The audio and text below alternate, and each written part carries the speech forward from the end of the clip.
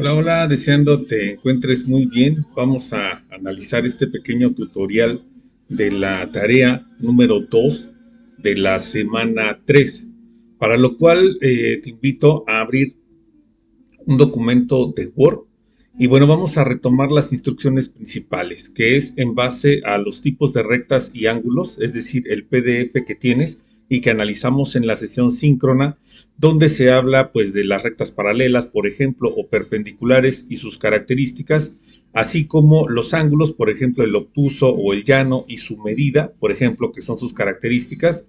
Vas a elaborar una tabla, es decir, una matriz comparativa en la que representes los tipos de rectas por un lado y en otro serían los ángulos, así como sus características.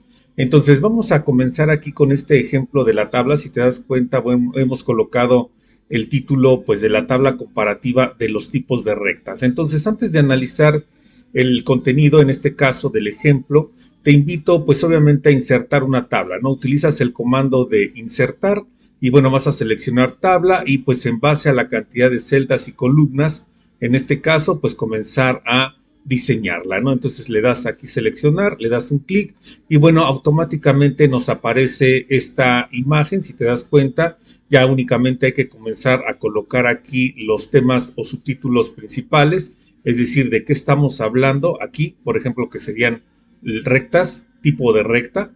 Después serían algunas características, por ejemplo, el punto donde se corta, o por ejemplo, el ángulo que forma, que iría aquí, y por ejemplo acá, pues la apariencia o el lugar geométrico, por ejemplo, cuál sería su representación. Entonces, una vez que tienes esta tabla, por ejemplo, pues se le puede dar edición y se comenzarán a llenar pues los elementos que irán pues en cada una de estas partes. Entonces, si te das cuenta en este ejemplo, en la primera columna tenemos el tipo de recta, la cual es, por ejemplo, paralelas.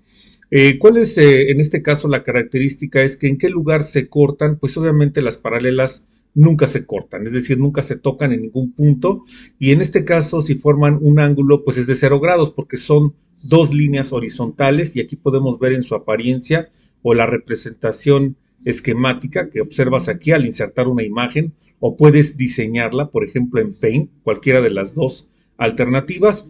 Y bueno, estas serían las principales características, ¿no? Podríamos hablar también de las rectas secantes. Si te das cuenta, estas únicamente se cortan en un punto determinado, ¿no? Entonces, por ejemplo, podemos observar la imagen aquí formando dos líneas inclinadas y el punto donde se cortan es uno solo, formando cuatro ángulos, en este caso suplementarios, es decir, estos cuatro ángulos en total suman 360 grados, ¿no? Otro ejemplo de las rectas, pues es las perpendiculares, ¿no? Si te das cuenta, aquí podemos observar que se cortan en un punto exactamente a la mitad y en el cual forman cuatro ángulos iguales, en este caso de 90 grados.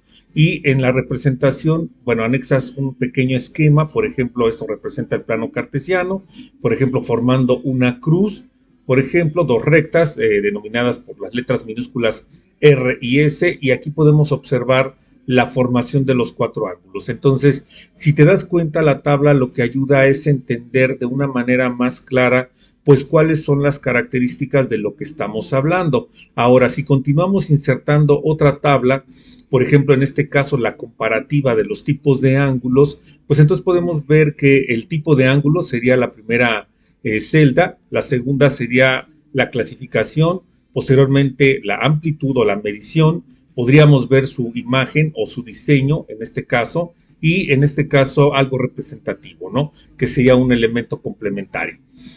Hasta aquí podría estar bien, solamente estas tres características, si te das cuenta. Y bueno, partiendo de un ángulo nulo, pues es aquel que tiene una apertura o amplitud, ¿no? Por ejemplo, pero esa amplitud o abertura es de 0 grados. Entonces, este sería una línea recta aquí horizontal.